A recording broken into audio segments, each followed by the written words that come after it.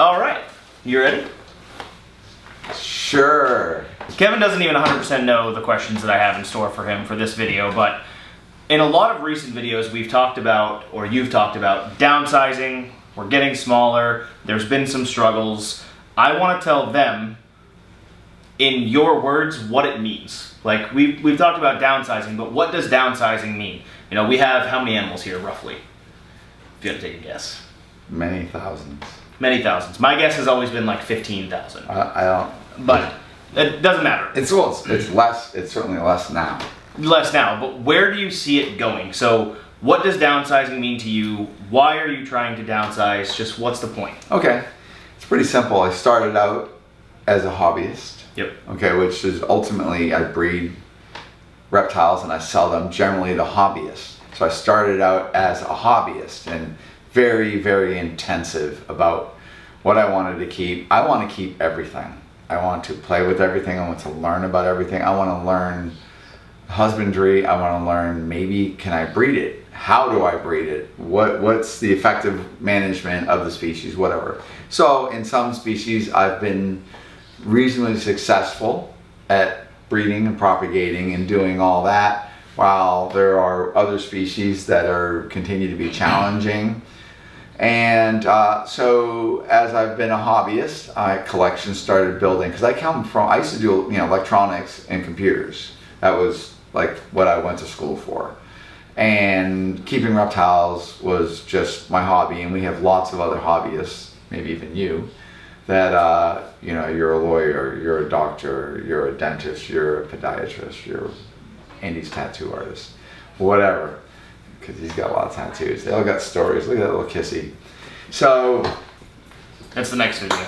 Yeah, so I just was keeping these animals, and I just built my collection up. So my collection got big, and I started out New England Reptile, and then in 2006 I built this 14,000 square foot building which houses my retail store, which is Zoo Creatures, and New England Reptile. And I keep my collection here, and then I have one other place that I keep a bit. And at some point my two businesses required about 28 people to keep it running. 28 people is a lot of people. A lot. I don't want to manage people. I want to manage animals. If I have my way, I don't want to talk to people a lot. But I've been forced outside of my comfort zone. So, as we all know, and I know you all know, you go to the grocery store, everything's expensive. Well, you buy rodent food, everything's expensive. You buy rodents, everything's expensive. Well, we breed rodents. You like bedding. Like, how am I going to get paper for all my big retics? How am I going to get food? Oh, I got to buy new hinges because my snakes are breaking hinges. Why are my hinges now this ungodly price? Why is my paper ungodly? Why is my rodent food a constant nightmare? Like every time I'm looking at the bill. And it's massive. And I believe right now, presently in the United States, our economy has been incredibly challenged for whatever reason. You guys, I have my own opinions, but I'm not happy with it. And I think life has gotten hard. As, let's say, if I'm in a room right now with reticulated pythons, largely, and I can breed the heck out of retics. I can make a lot of baby retics. But in the past several years, I've really lost a lot of that interest, because breeding, just making a whole bunch of retics for people that are not set up to actually manage those animals is probably not a very good idea in my mind. So I don't want to make too many animals. It's no good. I've already made too many ball pythons. From a guy that might have been making 350 clutches of ball pythons, which was a lot of ball pythons, and it's a lot of insanity, all that crazy genetics. And you might be breeding these two amazing animals together to get that one baby, and then you have a lot of byproducts, and some of that stuff is some of the base morphs. Well, the way we're breeding ball pythons, there's so many accomplished people out there breeding ball pythons, from the bedroom breeder to larger scale breeders such as myself, who are very effective at breeding ball pythons.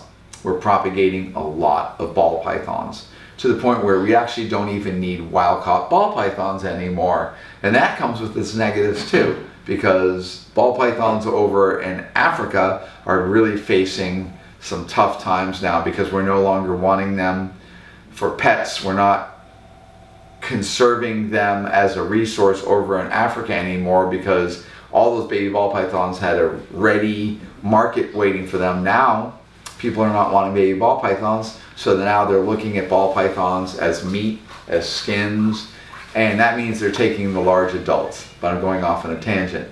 So the reality is I was making too many animals. I was making too many babies, too many mouths to feed, which means I need more employees. And so like what's happening now is my costs, my overhead's going up, the racks, all this different stuff. And yeah, I know you guys understand this. It's all going up, but the availability of a lot of these animals, you know, certainly ball pythons, you can buy ridiculous, wonderful ball pythons for not a lot of money. And these were once dreams. And as we keep accomplishing breeding this and making this, bless you, and creating these dreams, creating that amazing animal that's only in your imagination. Now I've made it. Before it was like world's first, and then you put it on, you know, World of Ball Pythons and books and all the different stuff like that. I make world's first. A lot of us breeders are now making world's first, and we don't even like, oh, it's the only one in the world, and what is it? It's got maybe 12 genes in it. I just showed you snakes, like this is one of a kind, this is one of a kind, this is one of a kind. It doesn't matter anymore, but it's, you know, it's fun, and now it's become more like a fun thing. It's no longer like an investment. So I guess my point is, I have a building full of animals. I have a lot of people. Everything's very difficult, and this whole machine is a monster. So just think like a great white shark. I want to reduce this down to a salmon shark or something like that. I want to keep my building. I love my property. I want to have employees. Do I want 28 employees? No, I prefer not to have 28 employees because 28 employees comes with a huge amount of challenge. I'd rather have maybe 12 employees.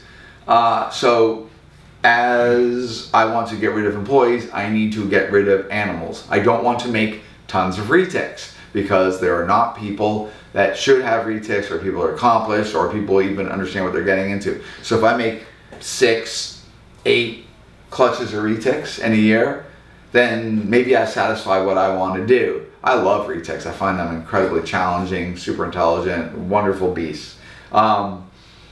Anacondas, I definitely want to breed anacondas. There's a lot less people breeding anacondas. There might be a little bit, you know, harder getting, you know, living, things like that. So if I make 2 to 4 litters of anacondas a year, that's great. Ball pythons, if I can keep my ball python production maybe under 100 clutches, because I love ball pythons. I've been getting rid of so many crazy ball pythons. I need to be realistic because I don't want to, like, every time I come into the building and I was like, there's all these huge headaches. I need to expand my horizon. So the more animals you get and the larger you get, you know, there's a certain part of it's like your ego. It's just like, I have this and I want to keep it together and I love all this and I want to keep everything. At some point I have to get over myself and I have to get over what I love.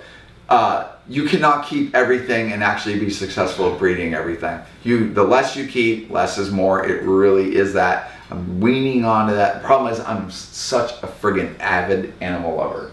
So I'm obsessed with animals. My entire life is obsessed with animals. But what I like to do is have less animals. So my goal was kind of like have half of my volume. But you know, I'm still gonna have retics. I have ball pythons, my water monitors. I love tokay geckos, all different stuff like that. I can have a lot of tokay geckos and it's not a huge amount of impact. I can't have a lot of retics without it being a huge amount of impact. I'm also a person that's affected by rodents. To be dead honest, I love rodents. I do. I love mice, I love rats, and all this different stuff like that. So having to use that as my food source, it weighs on me, and it kind of breaks my heart. Sure. So, I mean, and if you don't understand that, you know, I don't know what to tell you. But I love animals. I love ants. I love hummingbirds. I love monarch butterflies. You can see that. So I'm just one of these super empathetic people for animals. I'm a misanthrope. which means you hate the human species pretty much. So anyways, so I want to have a lot of animals, and I have my like target things. You know, I love like Boelen's pythons, I love anacondas, I love reticulated pythons, I love tokay geckos, I love water monitors. Water monitors are some of the most rewarding species I could possibly even keep because they're so wonderful and they bond to you and all that different stuff. I love my mangrove snakes. I love my cool tropical rat snakes. I love emerald tree boas. I love basins. I love locality boas. I love fancy, crazy albino IMG, motley, lipstick, call, anything that Pete Call did that's like super stuff. I love all that, and I will keep some of that. But blood pythons. I need to have 10 adult blood pythons, not 30. So I can make 6, 8 clutches of blood pythons. So I'm just trying to be realistic. So by keeping more of these animals and breeding them, just because I breed them does not mean that they're always going to pay for their upkeep, because that's not realistic. Certainly blood pythons, I don't think, can pay for the upkeep. The racks are expensive and all that different stuff like that, and you're constantly cleaning. So in the past, breeding animals has been my source of income. The more I bred, I could find people to buy them and all that stuff. And it still holds true, but in a very different way. Like now we don't have like the $5,000 animals as much anymore. We have $200 animals, $300 animals, $400 animals, and they still require the same food. But now the food's more money, all the upkeep is more money. So I decided like this past year, I'm not gonna breed much stuff. So a lot of my animals, I didn't even try to breed them because I need to settle my mind, look at what I want to do, and I want to breed maybe frogs. I'm fascinated by frogs. I'm fascinated by all sorts of weird stuff, but I need to find out ways to make money, and the ways for me to make money is my brain, evidently. So services, and I just might. I need to leave. I need to leave the building. I need to go away and basically help other people, facilitate, teach them what I know, and then I can recoup something. So that's very, very important to me. So even if I'm not keeping as many animals, but I get to go and leave and then still affect the lives of animals, that's important. And a lot of that, like conservation, is a huge thing. I'm so into anything to help save things, anything to help take my skill set, and how can we breed these animals so they can be released back in the wild? How can we do these things? That's one of the things that gets me just going. So if you were one of the few people that saw our video that we had out, that we had to set to private, you could see the passion that he was talking about, and we'll talk about that again in the future. We just need to wait a little while. So that video is not gone. It's just set to private. There was hundreds of comments asking where it went. Conservation and stuff like that. It's just like a conservation consultant, I would say, is what you want to do. Something like that. Yeah. So and I would go, different places in the States. I'd go abroad and all that. And what's really interesting is, as a reptile breeder, there's different levels of reptile breeders, and there's some very, very intuitive people, and there's an extra layer, there's an extra magic to them, and that they can take whatever the species it is, and they understand that animal, and then they can figure out their craft, which is keeping the animal successfully and actually getting it to breed. Well, some of these species, where they're coming from, they're vanishing. I mean, largely most animals are vanishing. We're literally replacing the biomass of the planet with humanity and the animals that we eat. And so we're losing the weight of elephants for replacement in people. Right now I was just reading in Africa, they're talking about killing 700 elephants and all this different stuff to feed the growing numbers of people. When you start hitting that, we're literally making decisions, and it's the problem is, guys, I am not of that caliber. I don't believe in that. I do not believe in humanity as being this ethereal, more important than other life form. I really just I don't believe in it, and I don't know if I'm a minority or whatever. But why I'm here, I want to help animals, and I want to take my knowledge. And back to my point before I veered off on my tangent, there are people with really interesting skill sets, and those skill sets can actually help conservation. How many breeders actually get out there and do things about conservation? My hobby is, as you know, conservation. It's like I'll spend, you know, and it's free. I do this for free. I go in, because I think those animals deserve to be there. They deserve a life, and I want to educate people. You know, it really sucks. Every time I do any of the little bits of conservation stuff, I don't do much conservation videos because no one looks at it. Like if you look at saving the baby turtles, that video flopped. Yeah, it's like I don't understand that. It's like whatever. I don't. So I don't want to cut you off, but I want to talk about what we just talked about. So previously, Nerd has done a certain group of videos, right? And I think part of the reason that the videos like the conservation videos or the videos of you saving turtle videos don't do great is because of what people want from Nerd is the putting it nicely, the more controversial style of videos, right? That's kind of what Nerd was known for a period of time. Going forward, we're trying to do less of that and do more of the cool stuff like the conservation work and the saving the turtles work and just cool videos that show Nerd and... Go ahead. I'll get you to pause. All right, let's get one thing straight. All right? So obviously the channel's changed a little bit. Donnie has gone off and is doing his own thing. Donnie's still my friend. He's doing his own thing and he's successful. He's killing it. Yeah, but we started that because I wanted to go after things that I felt were injustices and things that were wrong. So I was like, we're gonna go and do a video exposing this, you know, just really like blatant stuff. Like there's a thing called the Reptile Channel. The Reptile Channel, I was so incensed because I go on YouTube and it's constantly being shown to me, oh, watch a croc monitor eat baby rabbits while they're alive. Watch a croc monitor eat little rats that you can hear screaming inside. Watch a water monitor go into a pen with 200 baby chicks and annihilate them. And I was like, how is this real? And it made us as a community look like monsters. It looked like these are reptile people that are like talking. The narrative is almost like they're narrating the things. Oh, Mr. Water Monitor is doing this. Oh, look, that chick isn't so happy.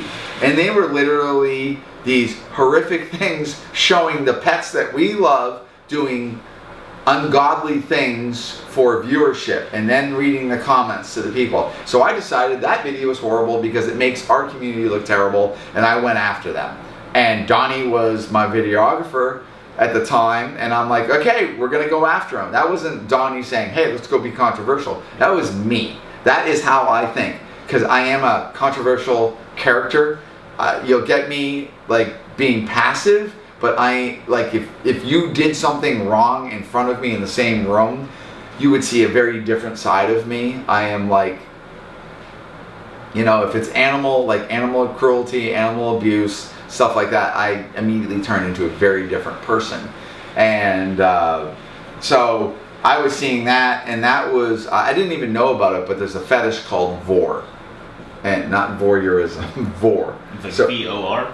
Yeah, and it's watching, it's like things eating other things. And Donnie did a deep dive, and he's like, this is like a fetish. And I'm like, what? And he started showing me, and then we found out who owned the channel, and we started doing all that. So we were doing that kind of stuff, and then we had some other things, like people were catching Burmese pythons on roads, and I started staring at the videos and the pictures, and I go, look, they got this Burmese python, and they caught it on a road, and then we started looking at some videos after, and I'm like, that's the same Burmese python. Yeah. That's the same Burmese python is now being used for this video. So it's caught on a road, and then those people were able to take those snakes and then have that snake swimming across a canal and then shooting it with an arrow or harpooning it or whatever. And I'm like, oh, so they caught it, and then they're just getting maximum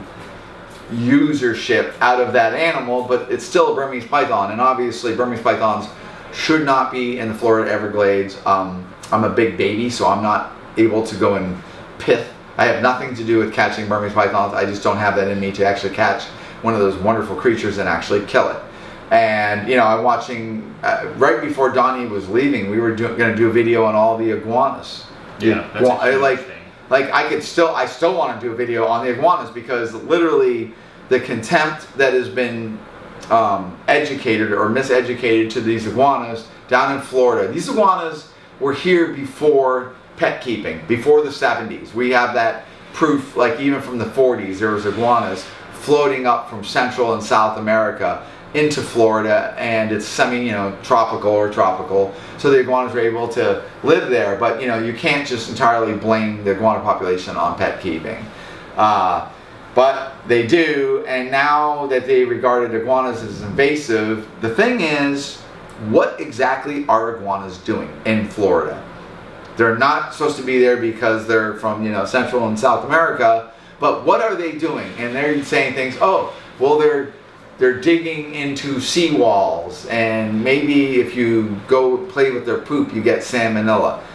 These are so weak, and they're so misguided in the reason to have this contempt and hatred for these iguanas. What it's causing, people are now killing these iguanas in all horrible fashions. We found people burning them, shooting holes through them, shooting with any kind of pellet gun, people's yards, and people are in boats shooting into people's yards. They're shooting with arrows, they're harpooning them. Then I started finding videos like these kids in a schoolyard, and the iguana's walking out on the pavement. These kids come after it and stomp it. They stomp it to death, they break its back, and they're all like, yeah, and it's like, oh, so we've now found an animal that it's okay to be really horrifically cruel to and dispatch it in horrific things. If this was a cat or a dog or anything like that, we would lose our minds. But because it's an iguana and it's an invasive species, and FWC has deemed it as being, kill at all costs, like a Burmese python or whatnot, then these animals like suddenly don't have any feeling. But if it was our pet iguana and something was happening, we're going to try to save it and fix it, metabolic bone disease. So it's really crazy with the double standard. So these are things that I'm very, very passionate about. And the stuff we were doing, some of these videos, and maybe controversial. I mean, stuff that FWC is doing, where they're putting captured bolts through pythons' heads, and just one snake after another, was just horrific. But some of that stuff is very, very justified. But we did probably, you could say, in some ways, those kind of videos really got people, it polarized people. But I still feel that way, and I still might lean on him. Hey, we need to do the iguana video, because you start doing these dives and you start seeing this stuff. Like, why, why I'm having this channel? I'm not doing this because I want to make money. This is not a money thing. This is like, sure, it's nice to make a little bit, but my viewership, it's about making a difference. I want to educate. I want to maybe get you to think a little differently, because clearly I think differently. That's the reason why you guys are actually watching me, because you're like, okay, this guy's a little different. He's got some different views. And I think my oddities and how I view animals, how I interact with animals, has made it so you even recognize me as being that individual that might have a different set of skills, which is great. And I take that with a lot of pride, and I value you guys that are actually watching this and listening. And we're this video is what, 15-20 minutes in. I'm yakking away, and I don't know if you guys are all yawning and I've bored you all to death, but Andy had some questions. But Nerd's not going away. I just saw this thing, the future of Nerd, or Mike's monitors. Mike, you better not be doing anything bad. I like Mike's monitors. I only watched an hour of the video, but yeah, there was a video, and in the preview it said, "What is the future of Nerd?" What? I hit him up and I was like, did you talk to them? And he was like, no. And it's just, so sorry, going back, we are going very on tangents, which is fine, because I know you guys love it. This video has gotten away from the point that it was supposed to be, but when you talk to him, he loves to talk, and you are very good at talking. My point was, those videos still exist. We're probably still going to do things like the iguana thing in the future. Yeah. But we're still going to do the conservation videos and the you know, breeding ball pythons 101, which is a video that's going to be coming out soon. Socialization. I mean, this stuff is all happening, guys. I just don't, like, when you have bad things happen, you have all these different animals. So my problem is I don't focus on the good, I focus on the bad. So if you watched my Yasmin video, which is my female dwarf caiman that I've bred like 11 or 12 times, she lost both her front feet. They were chewed off by Big Daddy. And I had Big Daddy and Opus. And Big Daddy was becoming a jerk in the thing, and he attacked her and mangled her, and it broke my heart because the injuries were so horrific. It just like, I was like, I can't conquer this. I can't deal with this. And then, you know, there's always like distended, you know, like a egg-bound snake, distended cloaca, all these different things like that. So these little negative things can really bum me out and hurt me. And if I'm gone out of the building and I come back and I'm like, oh my God, what happened? And it's horrific. So maybe if I just have some less animals. But I have Snarfles and Wally and Dozer and Tonka. I have all that stuff. Those are all like my pets. If we breed them, fine. But they're here. I'm still breeding stuff. Right now, it's just more of a quiet time about breeding. Like probably this next round, I'm going to breed some stuff. You know, breeding boas and all this different kind of stuff like that. I just don't need to make 25 litters. Maybe I need to make 12 litters of boas. And, you know, all that kind of stuff. But when you're all over the place and you have so much stuff and you're hatching so many babies and it's so much like attention to the demands of all these animals, you get lost. And the easiest thing is to not change. The hardest thing is actually change. So putting a stop to it, stop breeding, starting to liquidate, starting to find and rehome new animals. If you look on the site, we're doing all sorts of sales and stuff. And there's so many cool animals that I'm like, that are mine, that I'm having to get rid of. But I need to collect myself. I really must collect myself. But we're still here. I still have my building. I'm not getting rid of the building. I just don't want to have 28 employees. Maybe I can have 12 or 14 employees, but I have to change.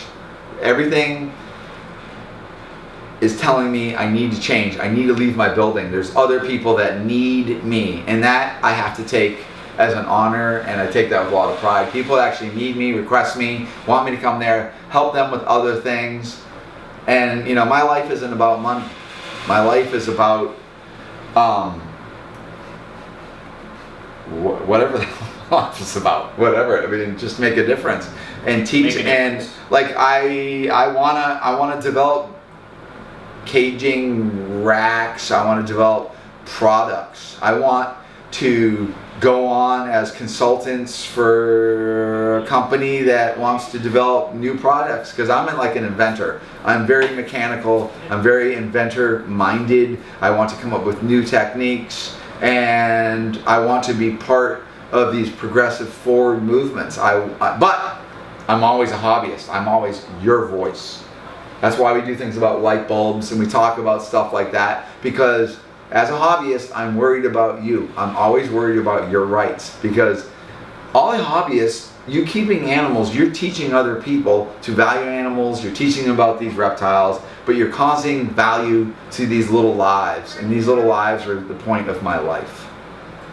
Anything else? I think that was good. I think you answered most of the questions that I had. Yeah, I think, can you guys see that? Yes, you can. Yeah, no, I think that was good. I think we talked a lot about not everything that I wanted to talk about, but I know you guys love listening to him talk. And I can sit here and listen to him talk for hours and hours, which is why I come up here. But he had to come up here, and I was a sour grape. Yeah, so I drive 80 miles each way to get here. I don't live like down the street. So every now and then I come and Kevin is just grumpy when I get here. But we get him talking like this and he's in a good mood now. And he's going to be in the good mood for the rest of the day. We got 2 more videos to film, I think. But yeah, no, I think this was good. I don't know what I'm going to title this. You guys know by now. Initially, it was going to be What is the Future of Nerd? But I think we only talked about that for about 5 minutes. Nerd's not going anywhere. We're here. It's not going anywhere. It's just, I just need it to be more controlled. More. All right, so the camera battery, or the camera memory card filled up. And while I went to go grab a new memory card, Kevin got friends. So, what are we doing? I'm seeing you don't want to get bit. I definitely don't want to get bit. I've gotten bit in the face twice today already. These guys are super grumpy. So I have so many cool animals, and this is what drives me. I just need to have less numbers so I can actually focus. One thing I learned is the more animals I have, the less I'm able to focus. And we all know about myself and my severe ADD and hyper disorder too. I have that too, but yeah. Okay, so you want to do a wrap up? Yeah, let's do a wrap up. First of all, thank you guys for watching. I appreciate it. Thank you for watching the videos that have me in it, that have the crew in it.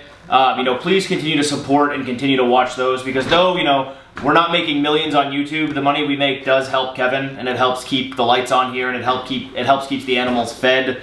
All of the views, every view, every comment, every like, they all matter, and we appreciate you guys watching. We have a really cool video series coming out, a partnership with Red Sea, building a really, really cool reef aquarium that's going to be in my house. That's going to be predominantly me. I am going to try to get Kevin to come down one day, so we'll see if he can make the drive to me one day. And certainly, I'm obviously I'm a fish keeper and reef stuff, so Red Sea makes really top level stuff. Like everything Red Sea makes is like, it's not junk. It's like super nice. I was gonna say something. What was I gonna say? They're actually you guys are being really well behaved. We give them a little bit of eye candy. Do we know what these are? This is, look at that, see? She reacted right to that focus. Right to that focus. Come here. She's super reactive. I don't want to get chewed on by her. Hi. Oh, she's giving you a little bit of, she gave you a little bit of. A little bit of mouth. Yeah, she just freaked out a little bit. That's all right. But it just shows you how they see that focus.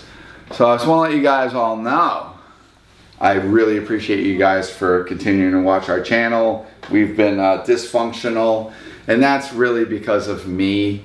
And I got so many things going on. I'm kind of just going through redefining what I do, and I'm now trying to